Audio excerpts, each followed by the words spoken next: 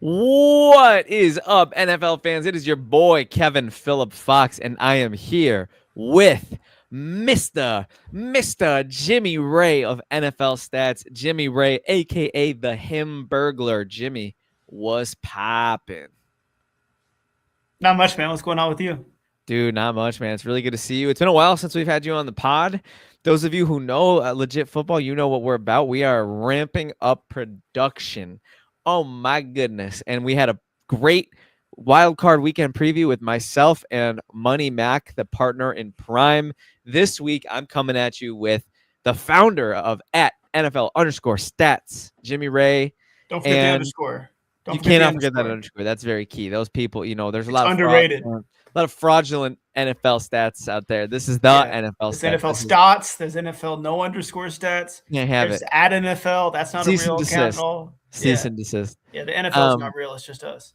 No, absolutely not. The legit football. We are the main media conglomerate of the NFL world. Yeah. And ladies and gentlemen, it's a legit football episode because we have the GOAT Armand in the comments with his classic "Hey all."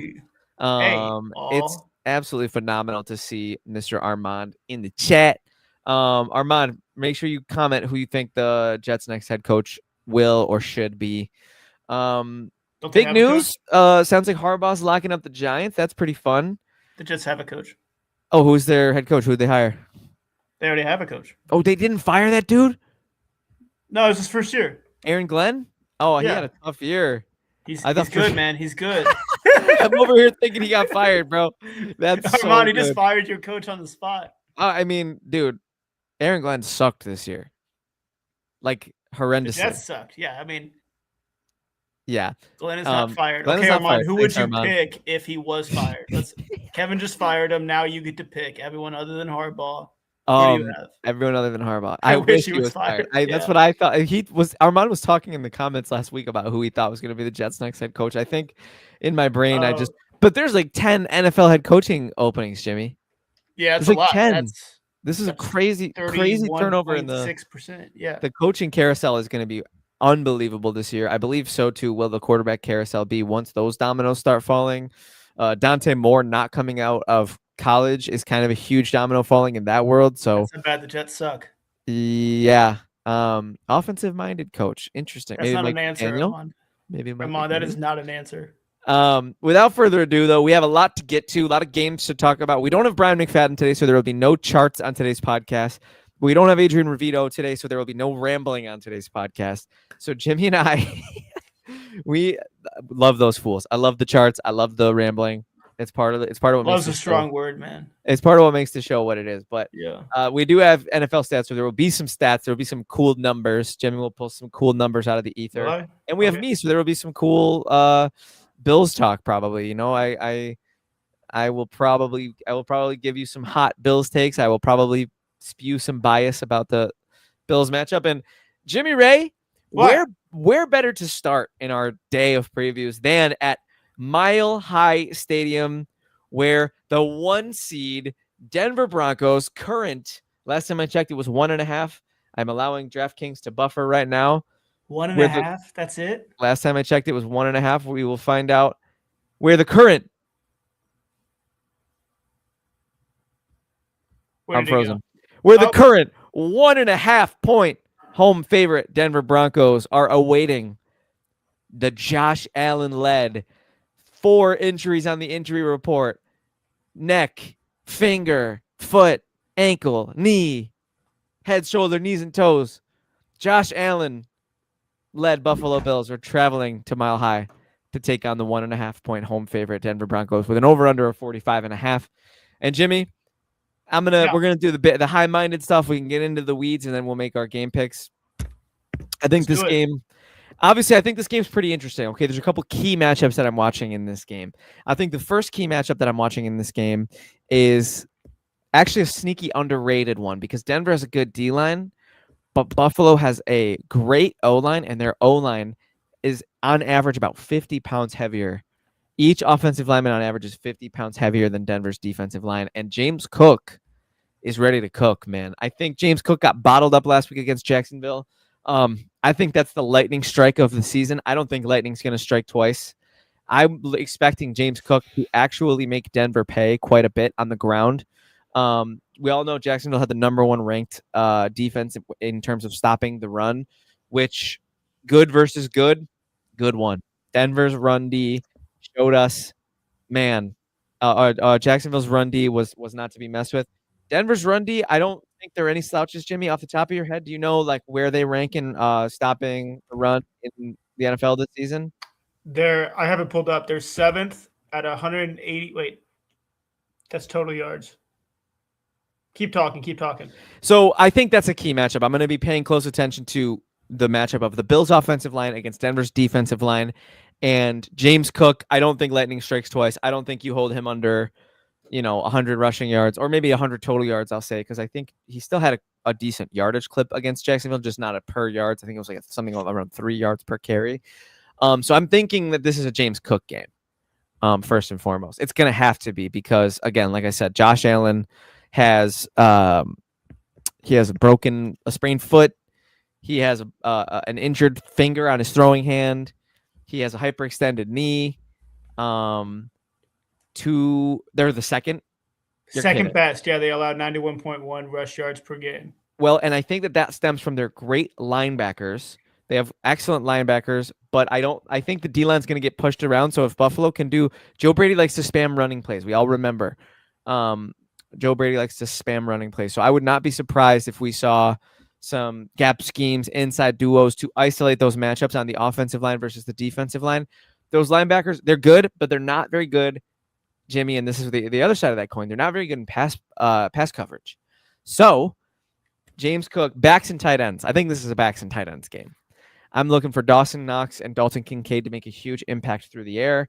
They both had some nice games in the wild card round. Dalton Kincaid caught a touchdown, did tweak his calf when he was already playing with an injured PCL. Mamma mia, if only the Bills weren't held together by duct tape and already chewed bubblegum, I would feel a little bit better about this game. I think it's going to be a slugfest, Jimmy. I really do. High altitude. Guys are going to be gasping for air. Obviously, the big X factor in the game as well is Josh Allen and his legs. Josh Allen elevates his game to a different level in the playoffs, as we've seen repeatedly. He is consistently one of the greatest performing statistical quarterbacks in NFL history, and he just kept on that same trajectory last week in Florida. Look for him to do the same thing this week in Colorado. Tough draw for the Bills on a short week, 6 days of rest with a fully banged up team. I don't know if you've seen their injury report, but it truly looks like a CVS receipt. So we'll have to see if they can sustain that. Meanwhile, Denver coming in with 0 players expected to miss the game, 0 players expected to have an injury designation. Just kind of one of those 2 weeks of rest, kind of one of those. Denver fans will have you believing it's a David versus Goliath with them being the David, but I think Buffalo might be the David in this game with the injuries and whatnot. Meanwhile, on the other side of the ball, the Bills defense has been sneakily good this year. They've been absolutely hemorrhaging yards against the run, very good against the pass. They allow next to nothing in the passing game. They did a decent job keeping a lid on Trevor Lawrence, enough to put themselves in a position to seal the game with a Tre'Davious White pass breakup into Cole Bishop's waiting arms. So it'll be interesting to see whether or not the Bills defense can actually put together a full 4 quarters. I think where they've thrived the most is situational defense because Jimmy Ray, maybe you have a stat about this. I don't know, but I can tell you if I don't. From the eye test, I think the Bills' second half defense has to be one of the best in the NFL. I would imagine that the Bills in the second half. I can see it. Yeah, I think they have to be up there. Great adjustments, and they're the comeback kids. They've been the comeback kids all year. It's been their formula. So I think Bo Nix's legs are going to be a huge factor. I think if we try to, I think I wouldn't be surprised if Buffalo spied him.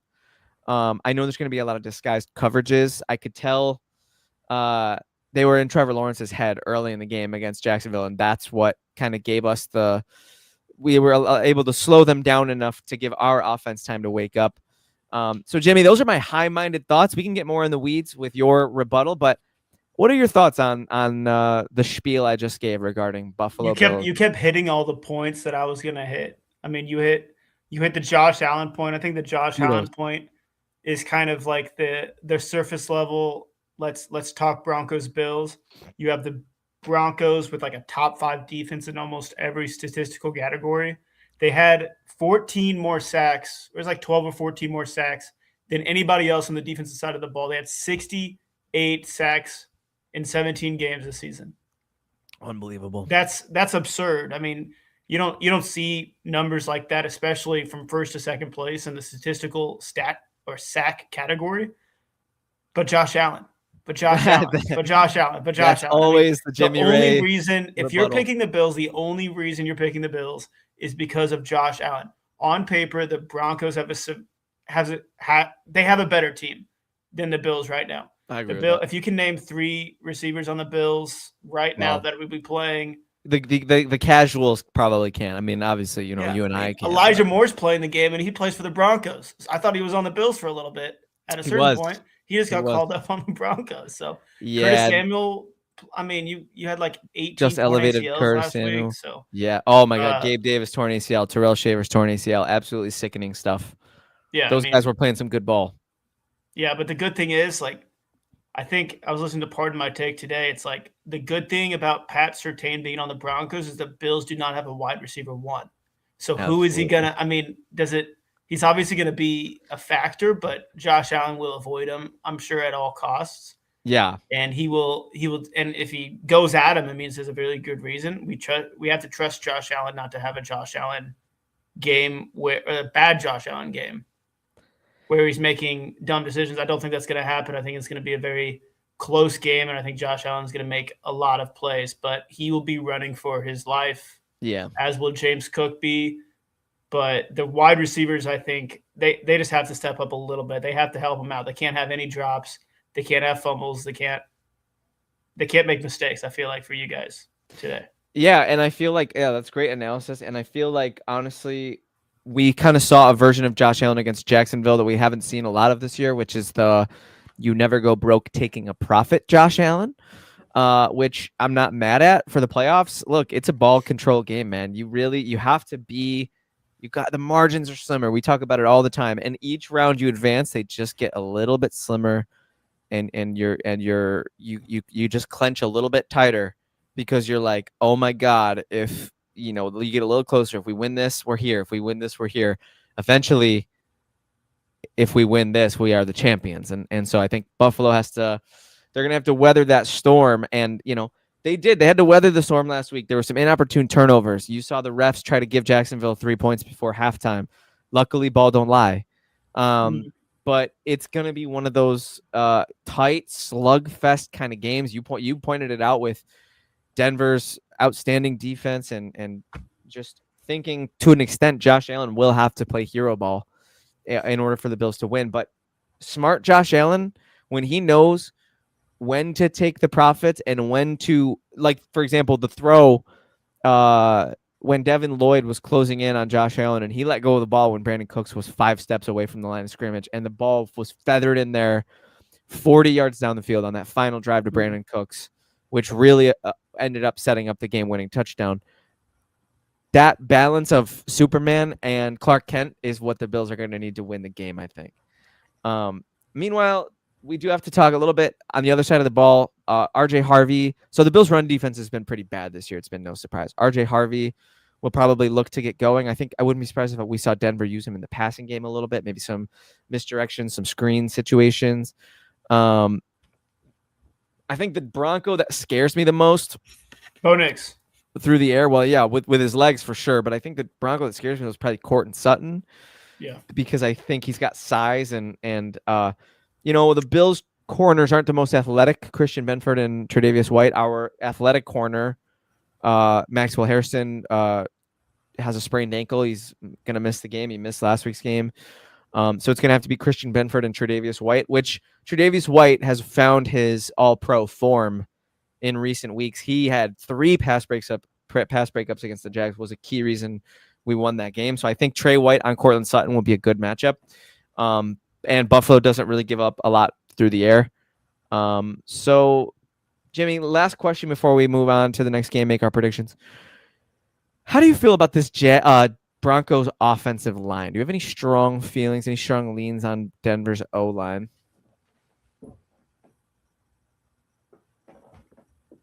They're all right. They're bigger than you guys. They're bigger than us, like from our defensive line. Yeah. Because I think Joey Bosa and Greg Rousseau and AJ Epinesa, and word just came in today. We are getting Ed Oliver back for this game. Ooh, I that's think big. I think those could be huge influencers in making the run game a little bit tougher for Denver because we haven't had Ed Oliver for months. So we could make the run game a little bit tougher for Denver, and we also could maybe harass Bo Nix a little bit. And I think Joey Bosa kind of had a dud game against Jacksonville. He made a couple plays, but I think he was doing a poor job setting the edge. He was chasing his tail a lot, I saw. So if we get a better version of Joey Bosa, a hungrier version of Joey Bosa, I think the Bills D-line could be a variable in this game. Yeah, I think the Bills will be able to get some sort of pressure, but they definitely need to get those sacks. Yeah, and having no Jordan Poyer for this game is brutal. I am absolutely devastated that he's out, hamstring injury. I know very likely no Terrell Bernard. I believe we'll be having Shaq Thompson again, who's been actually playing lights out. He found a time machine. So I think there's going to be some key matchups on defense. I think that second safety, it'll be either Jordan Hancock alongside Cole Bishop or Cam Lewis. I think that second safety is going to be a spot where we got to watch out for the speedsters, the Mims, the Franklins of Denver. We played them in the playoffs last year, and on the opening possession, Bo Nix hit, I believe it was Troy Franklin for like a 60-yard touchdown. So we got to watch out for that. But obviously, this playoff game will not be prescriptive. These are two completely different teams. No man ever steps in the same river twice because it is not the same river, and he is not the same man. Yeah, bars. Ladies and gentlemen, it is pick time, and I've made it no surprise that I am rocking with the Bills until the Super Bowl, and there's really one reason and one reason only, and that is Jimmy.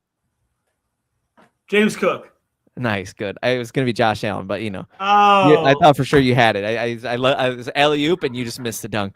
Dawson Knox. Dang it. Dawson Knox. It's Dawson Knox. No, Josh Allen's going to put the cape on. We're going to ride him all the way to a Lombardi, and then he will probably turn into dust from all the injuries that he has right now.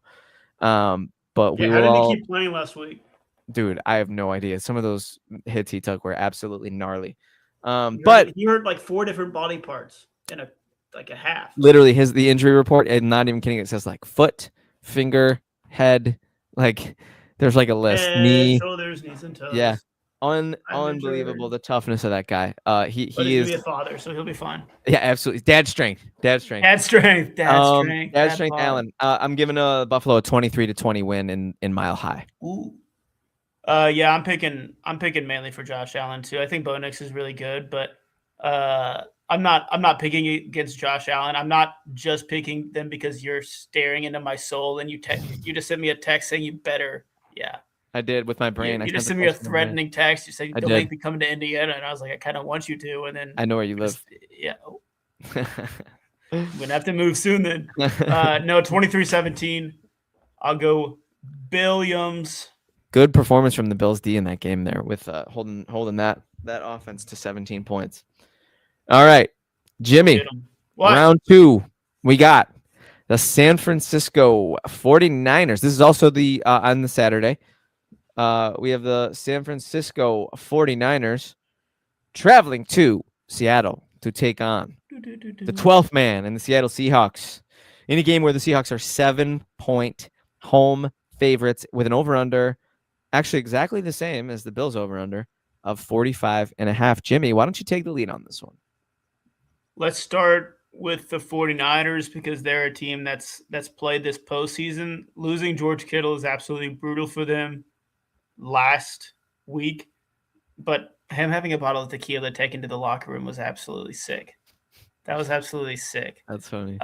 No, but that was kind of the story of the 49ers season, and to see them pull it off last week was awesome, was insane. But let's be real. The injuries are significant enough to where there's like an EMF reader at their practice facility, and they potentially gonna move practice facilities because they have so many. I don't know what the situation is. You probably know more about the conspiracy than I do. I actually don't. I have no idea what you're talking about. Oh, there's like a radioactive thing next to the practice facility that they think is causing all of these injuries.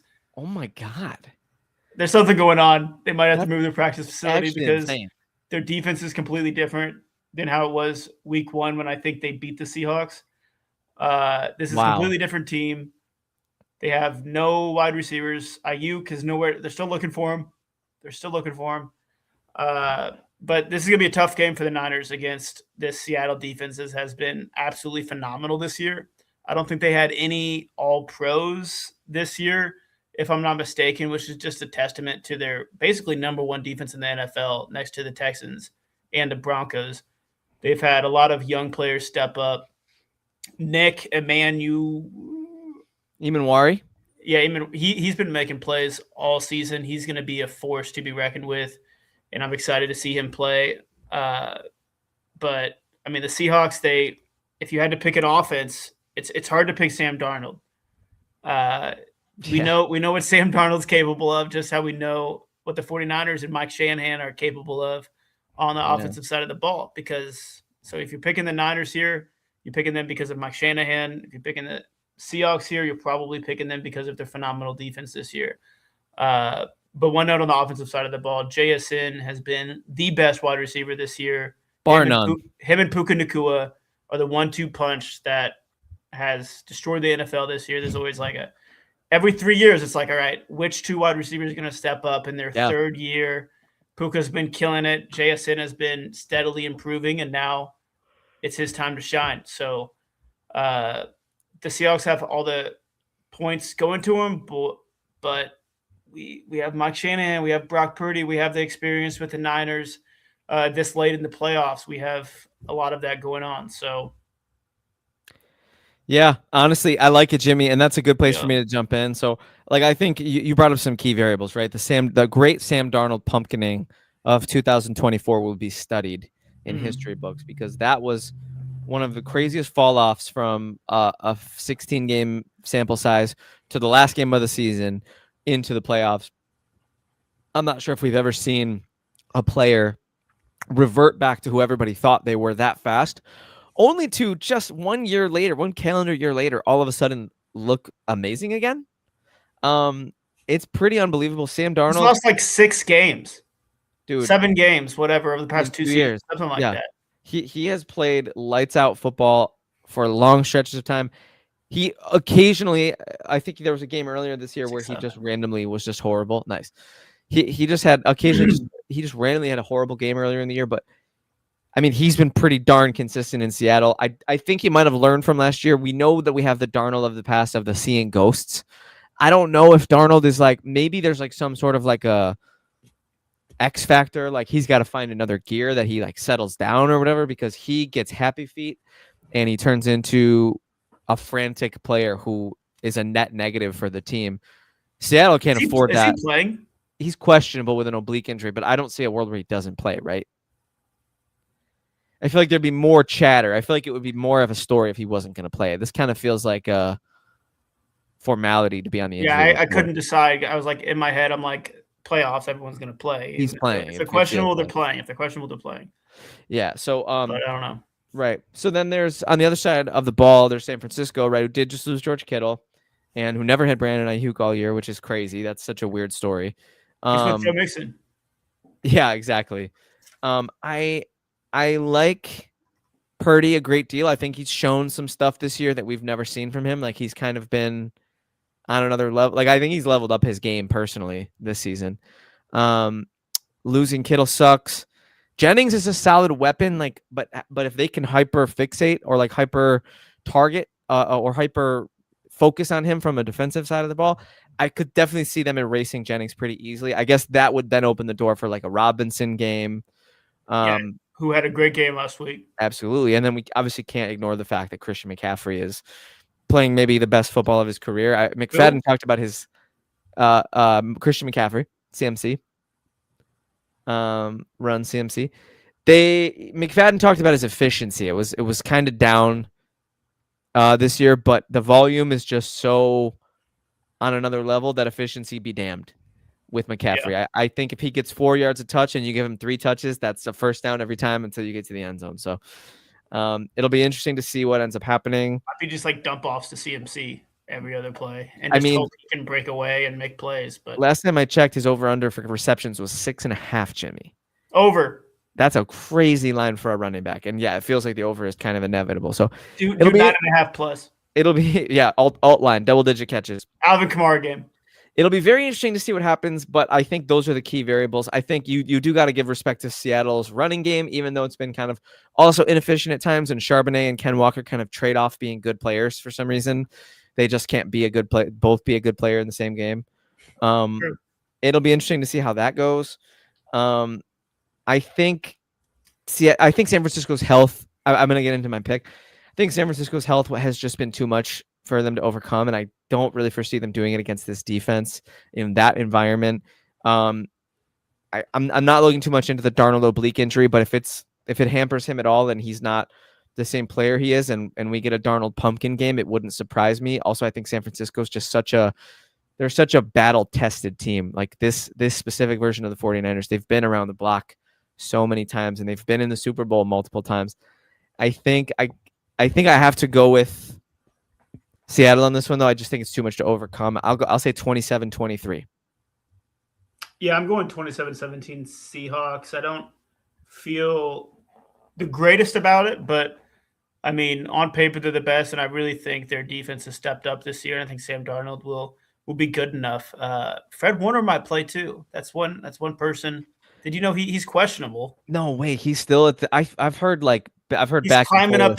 I mean, I think he's at the top of the stadium right now, just waiting. He's already there. He's ready to go. I just got the update. He's not playing. What do you mean? What 49ers Fred Warner won't return for playoff tilt. Out. Fred Warner out. Is that a credible source? I believe stats. And that's not NFL stats. It looks like 49ers.com. Oh. Sorry, Jimmy. That sounds okay. Sorry. So Jimmy. he's still just going to be standing on top of the stadium watching them. Yeah. So you're going 27-17? Yeah, is that okay? Seattle. I like it. Okay, so you double-digit win. You're really pushing your chips in there on Seattle. It's a garbage time touchdown. All right. It was a 3-point game for a while. They pull away. Okay. Yeah, defensive touchdown at the very end. All right. I love it. Thank okay. You. I love you. So, I love you. All right. So, next up, Jimmy, we have the Sunday games, which are usually it's the NFL playoffs. We do have the Patriots again, who did give us the Patriots and the Steelers and the Texans. They've given us our only stinkers so far of the playoffs, because these games, Jimmy, have been mamma mia, chef's kiss. So there's first like 4 games were absolutely just. I mean, you probably like sweat through the Bills game. Obviously, I was having heart palpitations. Just sat back and enjoyed life for a little bit. Oh yeah, Mr. Colts fan. Yeah, you forgot about the Colts fan. Yeah, honestly, not bad. Lucky you know what? I'm picking the Broncos. Hey, we're good. All right, Jimmy. Yeah. The Houston Texans, in their number 1 defense in the NFL, are packing up the band and taking it to Foxborough, Massachusetts, to take on the 2 seed New England Patriots, who are 3-point home favorites with an over/under of 40.5. Jimmy. What? This is an analytics show. This is a review show. This is a thoughtful. We're smart. We're wordy. We're numbers. We're stats. I got to give you some non-number analysis here on this game. Okay, and then I'll give you a number. Has there been a more devil magic run than the run that the New England Patriots are on currently with who they are facing? You think it's devil magic? Is that what you're going with? Bro, look at the New England Patriots and look at the New England Patriots and look at who's across from them. But don't just pay attention to the team. Pay attention to who the team's missing. Okay. You get Cincinnati with Joe Flacco and with Joe Flacco in and Jamar Chase out because he spit on somebody. You get last week. You get the most. Yeah, allegedly. Last week, you get the most pitiful, embarrassing version of the LA Chargers I think I've ever seen, with an absolute patchwork offensive line. What about the Jaguars game? The Pats and the Jags? Was it Chargers that lost the lead? Yeah, but we're talking about the Pats right now. Okay, I'm sorry. No, I'm just saying, you know what I'm saying, though? Like, do you see what I'm saying? No, you're saying Yeah, there's a yeah, version yeah, of the yeah. Chargers that were more pathetic. It's Yeah, fair. They were sorry, pretty sorry, pathetic sorry. I too. went on a tangent in my A head. slight tangent. No, Yeah, I was like, Adrian's not wait, here. wait, No wait, wait. tangents. No Okay. tangents. Um, but what do you, I mean? Has there been a team who's made it this far with less in their way than the New England Patriots? I don't think so. It's I don't think unbelievable. they've made it this far. I know there was one point when like the Steelers started 11-0 way back when, Oh and yeah, I was fraudulent. like, they're definitely going to lose, and then Yeah, they didn't Bills even punched him make in the it. They mouth. didn't even make Yeah, it this far. They didn't get a win in playoffs. yeah. Uh, I'm just like, man, because I don't want to be a hater, right? Drake May's awesome. He's such a good player. Christian Gonzalez is awesome. That defense is great. Mike Vrabel is one of the best coaches in the game. But man, does it not feel like they just get cupcake after cupcake after no Nico Collins this week, Jimmy. Nico Collins ruled out with a concussion. tough. How do they keep And getting they get Christian Gonzalez back. He can't keep getting away with this. I can't keep getting away with it. Literally. Thank you. So, okay. Breaking Bad. That's my emotions. I'm a Bills fan. They were my offseason darling team, You're okay? a Bills fan? I should be happy that my offseason darling team is making me look really smart, but I'm frustrated because they beat us. I paid Oh, money you to go picked the watch. Patriots, didn't you? I did pick the Patriots. Yeah. Oh, I mean, I can't no. turn off my analysis brain, bro. I gotta be an intellectually You honest. beat my darling team last week. Oh yeah. Was your darling team Jags? That was a Yeah. great pick. Great. That was a great pick. Great. Duval. Duval. That's what I said to start it. I remember. Yeah, I remember that. All Yeah, right, take buddy. it back. What? Buddy, What? what do you make of this Patriots Texans game? The Texans are really good. Yeah, their defense is The incredible. Texans One of the best defense I've ever is seen. really, really good. Derek Stingley will take you over the top. Nico Collins is not playing, but stud. Not playing though. But his presence will be there in spirit. Amen. We have Will Anderson Jr. I mean, I was thinking about it the other day. That trade up to get like the CJ Stroud, Will Anderson Jr. People were like, "What are they doing?" This is what they were doing. Will Anderson was a beast. They got their quarterback. Yep. CJ Stroud obviously has his question marks. He hasn't been playing his best ball. No, And I like think 5 fumbles last week. Crazy. Yeah, I was funny. It was like seeing that stat. It's like second quarterback ever to win a playoff game with 5 fumbles. It's like, what are we even talking about? What? I mean, a lot of them were just drop snaps, but like they're worse than bad ones. Yeah, it's just funny. Like stats are just it's making it about CJ Stroud. Let's talk about the what won them the game, the defense. Yeah, literally. With 100 touchdowns in the third and fourth quarter or something like that. But no, this Texans defense is the name of the game, and absolutely the Patriots schedule is the obvious talk. I mean, you can only talk stats for so long because each game is completely different. But Christian Gonzalez coming back is huge for the Patriots. Nico Collins being out is huge for the struggling Texans offense. Nick Chubb had a lot of good runs last week, but yeah. Woody Marks, Nick Chubb. I mean, it's not bad for what they it's came not the into scariest two-headed monster, but it Not even definitely will close. get the job done. It'll get the job Not even done. close. Yeah, I mean, it's just it comes down to: do you believe the Patriots are as good as they say they are in terms of the schedule? I don't. I think Kevin's shaking their head. I don't. His head. I don't believe that the Patriots are as good as they say they are or the people say they are. I do believe this is propped up. However, I don't think that means that this is a cakewalk. I don't think that means that the Texans, get them because that will still be a tough game. There'll still be a tough matchup. So it'll be very tough. It'll be very tough. I mean, it's hard to say. I think they're not going to be their best because of no Nico Collins. Yeah, I mean, this is a no stats game because you can look at the stats and then, like you said, you can look at the schedule and be like, yeah, they haven't really played anybody. Yeah. Meanwhile, both teams beat the Bills in the regular season, so either way, everybody beat the Bills in the regular season. Falcons? Did they? Dolphins, Eagles. Jeez. Anyways, oh Lord. Anyways, but they're not here. They're not here. I think Jimmy. I think it might be time for you to make your pick. If there's any more analysis to be had, let me. Okay, hold on. Let me. I've been very salty. The Patriots also have a good defense. It's easy to blame Justin Herbert and the Chargers for how embarrassing their performance was last week, but the Patriots did that. They affected Justin Herbert. They got in his head. Vrabel's a great coach. McDaniels is calling hell of a great games. I think the key to this game is going to be Drake May got sacked. I want to say 6 times last week. I could definitely see a world where the Texans just make his life hell and he gets sacked another 5 or 6 times in this game, and that could end up being the difference. Getting knocked out of field goal range, getting a fumble, being rushed into a bad decision. Drake May's not prone. He's not. He's not. He's not. What's the term? He's not. There's no guarantee Drake May won't turn the ball over or Drake May won't, pumpkin himself. But he's shown a lot of poise thus far. And doesn't it feel like he always finds the open guy? He always finds the open guy. He always finds the open guy. He's So does such a Drake good May. quarterback. He's such a good quarterback.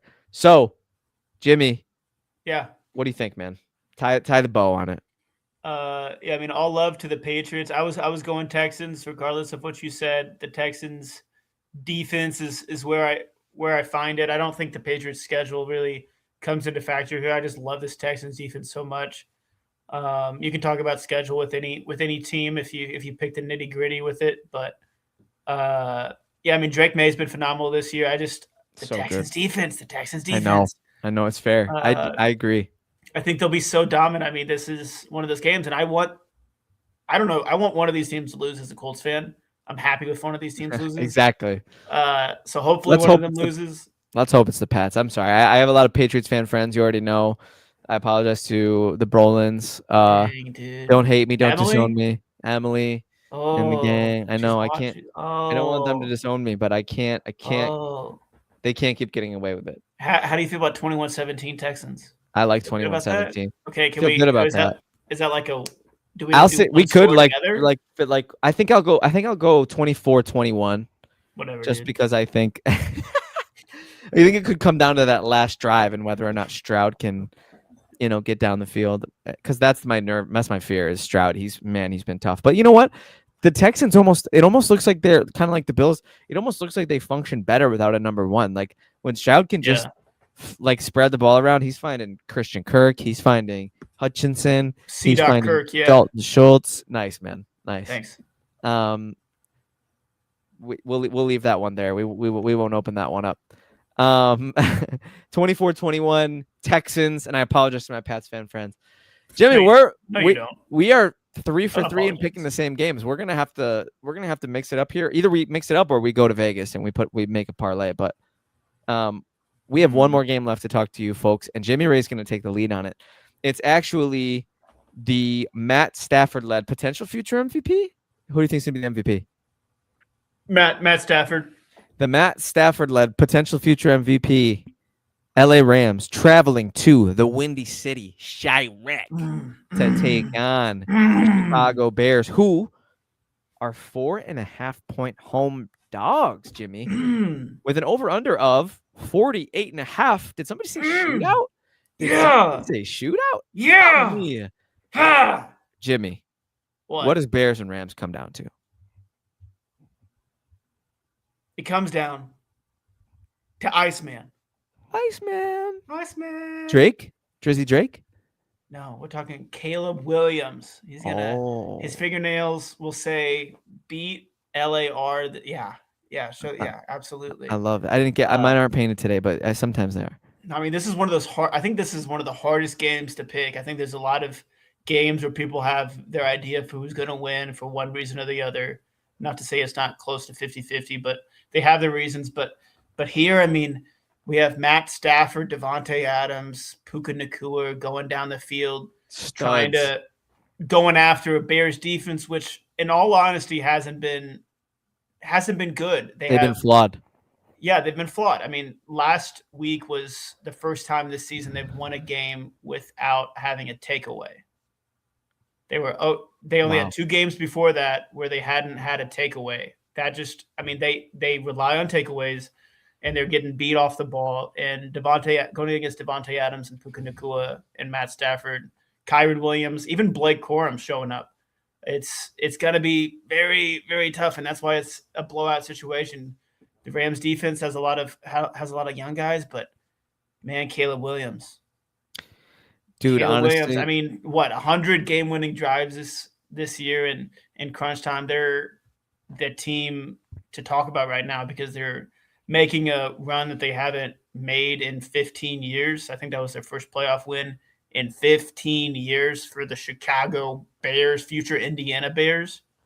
I mean, the Gare Bears is what I'm calling them right now, by the way. The Gare Bears. Yeah, they're moving to Gary, Indiana. You're kidding. Are they still going to be the Bears? Yeah, I guess. You're lying, right? This is no, not. it's not official. I'm just. I was going to say. They're looking at stadiums in Indiana. I did not hear that. They're going to move out of Chicago? Not official. We can't have that. But Indiana just made a bill in the Senate. We'll talk about it later. We'll talk about it. But just know they're potentially the Gary Bears, the Gare Bears. I can't have it. I can't have it. I need an NFL team in Chicago. It's too good of a football city. Too good of a football city. Jimmy, I actually talked about this exact thing last week with Brian McFadden and what you just brought up, the Iceman. I think I might have been the only one on our panel who picked Chicago to win. And my X factor had nothing to do with X's and O's. It had all to do with dog. They got that dog in them. Adrian on last week? Honeyball. Oh, Honeyball. I was like, Adrian doesn't count as a pick because he was obviously going to pick. Because he's a homer. He's a homer, like we all are. It absolutely comes down to dog, and Chicago continues to find that dog. However, the Rams, they're kind of in a slugfest. They're kind of in a rock fight with the Carolina Panthers, the lowly 8-9 Bryce Young led Carolina Panthers. So I'm not sure how serious we can take them after that. Like that kind of hurt their credibility a little bit. It's the NFL playoffs. The margins are tighter. Survive in advance. It doesn't have to be pretty. Style points don't count. Yeah, they do. 4.5 point home dog Chicago. Man, I'm gonna have a hard time picking against Chicago. It seems like you're leaning that way too. I don't want to say any spoilers, but I do think the Rams can get back on track this week. I think you're right. The Bears defense on paper is just not special.